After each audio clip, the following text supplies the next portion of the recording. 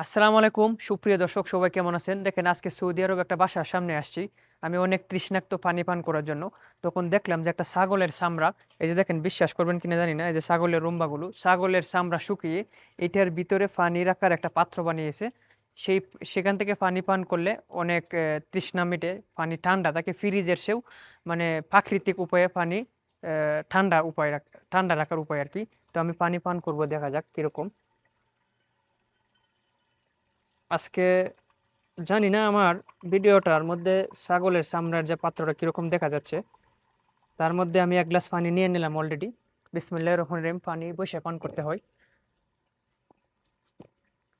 আলহামদুলিল্লাহ, জাস্ট অসাধারণ।